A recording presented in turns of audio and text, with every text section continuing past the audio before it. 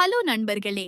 சின்ன மருமகள் தொடரில் அடுத்தடுத்து வர இருக்கும் எபிசோட்கள் ரசிகர்களை முழுக்க பதற வைக்கும் அளவுக்கு திருப்பங்களால் நிரம்பியிருக்கிறது. வீட்டில் நடந்த ஒரு சம்பவம் எதிர்பாராத வகையில் சட்ட பிரச்சனையாக மாறும் சூழ்நிலை உருவாகிறது.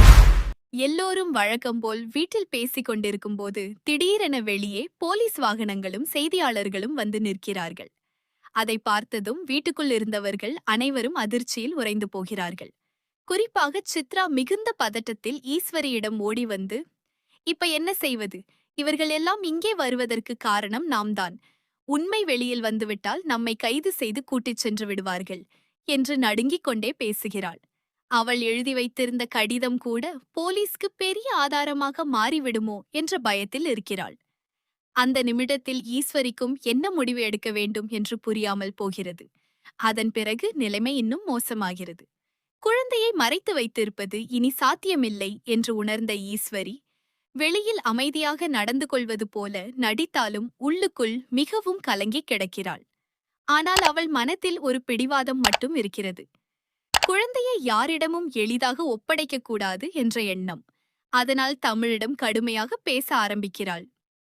நீ எவ்வளவு நாட்களாக கேட்டாய்? அப்போது நாங்கள் குழந்தையை கொடுத்தோமா? இப்பொழுது போலீஸ் வந்ததால் பயந்து கொடுக்கிறோம் என்று நினைக்காதே என்று சவாலாகச் சொல்கிறாள். அந்த வார்த்தைகள் தமிழை மிகவும் கோபப்படுத்துகிறது. இதுவரை அமைதியாக இருந்த தமிழ் இப்பொழுது உண்மையை வெளியில் சொல்ல வேண்டும் என்ற முடிவுக்கு வருகிறாள். அவளுடைய முகத்தில் தெரியும் உறுதி எல்லோரையும் ஆச்சரியப்படுத்துகிறது.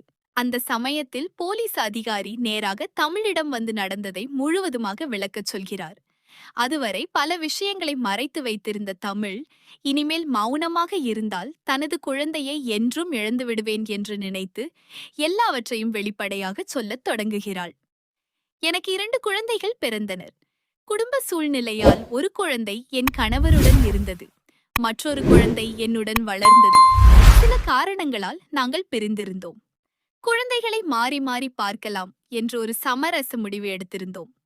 ஆனால் அதை பயன்படுத்திக் கொண்டு எனக்கு தெரியாமல் குழந்தையை வேறு இடத்திற்கு அழைத்துச் சென்று விட்டார்கள் என்று அவள் கண்கலங்கியபடி கூறுகிறாள். அவள் சொன்ன ஒவ்வொரு வார்த்தையும் அங்கே இருந்தவர்களை அதிர்ச்சியில் ஆழ்த்துகிறது. நண்பர்களே, உங்களுக்கும் தமிழ்செல்வி மற்றும் சேதுபதியை பிடிக்கும் என்றால் இப்போதே இந்த வீடியோவிற்கு ஒரு லைக் செய்து சேனலை கண்டிப்பாக சப்ஸ்கிரைப் செய்யுங்கள். தமிழின் வாக்குமூலத்தை கேட்டதும் போலீஸ் அதிகாரிகள் கடுமையான நடவடிக்கைக்கு தயாராகிறார்கள். அவர்கள் சித்ராவையும் ஈஸ்வரியையும் நோக்கி, ஒரு தாயிடம் இருந்து குழந்தையை பிரிப்பது மிகப்பெரிய குற்றம், இதை சாதாரண குடும்ப விஷயமாக கருத முடியாது என்று எச்சரிக்கிறார்கள். உடனே இருவரையும் கைது செய்ய முடிவு செய்கிறார்கள். அந்த நேரத்தில் சித்ரா பயந்து போய், நாங்கள் தவறாக நினைக்கவில்லை, சூழ்நிலை காரணமாகத்தான் இப்படி செய்தோம் என்று கெஞ்சுகிறாள். ஈஸ்வரியும் தனது செயலுக்கு காரணங்களை சொல்ல முயற்சிக்கிறாள். ஆனால் போலீஸ் எந்த விளக்கத்தையும் ஏற்காமல் அவர்களை ஸ்டேஷனுக்கு அழைத்துச் செல்ல தயாராகிறது. வீட்டிலிருந்த அனைவரும் அந்த காட்சியை பார்த்து அதிர்ச்சியில் உறைந்து நிற்கிறார்கள். போலீஸ் வாகனத்தில் ஏற்றப்படும் தருணத்தில் சித்ரா மீண்டும் தமிழை நோக்கி அழுது கெஞ்சுகிறாள். நீ மட்டும் ஒரு வார்த்தை சொன்னால் எங்களை விட்டு விடுவார்கள். நாங்கள் உன்னை காயப்படுத்த நினைக்கவில்லை என்று கூறுகிறாள். ஆனால் தமிழ் இந்த முறை மனம் உருக மறுக்கிறாள். இதுவரை நடந்த எல்லா அவமானங்களும், தன் குழந்தையை இழந்த வேதனையும் அவள் மனதில் மீண்டும் எழுகிறது. ஒரு தாய் அனுபவிக்கும் துன்பத்தை நீங்கள் புரிந்து கொள்ளவில்லை, அதற்கான விளைவை இப்போது சந்திக்க வேண்டும் என்று உறுதியுடன் பதில் சொல்கிறாள்.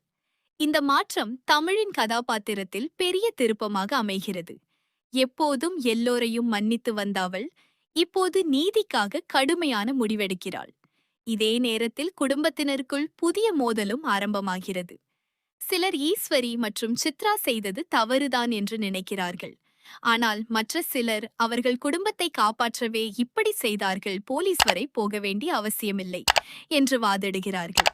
இந்த கருத்து வேறுபாடு வீட்டை இரண்டாக பிரிக்கிறது. குறிப்பாக அழகர் மிகவும் குழப்பத்திலே சிக்கிக் கொள்கிறார். ஒரு பக்கம் தன் அம்மாவை காப்பாற்ற வேண்டும் என்ற உணர்வு, இன்னொரு பக்கம் தமிழின் வேதனை நியாயமானது என்ற உண்மை. இந்த மனப்போராட்டம் அடுத்த எபிசோட்களில் முக்கியமான இடத்தை பெறும் போல தெரிகிறது. அவர் யாருடைய பக்கம் நிற்பார் என்பது பெரிய கேள்வியாக மாறுகிறது. ஜெயிலில் சென்ற பிறகும் ஈஸ்வரி தனது பிடிவாதத்தை விடவில்லை.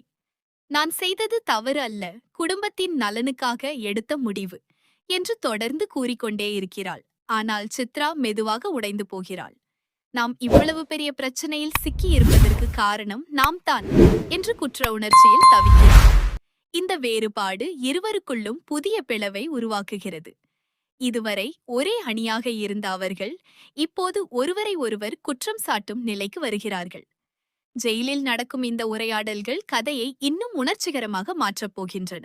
இப்போது ரசிகர்கள் எல்லோரும் எதிர்பார்க்கும் மிகப்பெரிய கேள்வி என்னவென்றால், தமிழ் இறுதியில் ஈஸ்வரி மற்றும் சித்ராவை வெளியே எடுக்க முயற்சி செய்வாளா, அல்லது இவர்கள் செய்த தவறுக்கு இதுவே சரியான தண்டனை என்று முடிவெடுத்து அவர்களை ஜெயிலிலே விடுவாளா என்பதுதான்.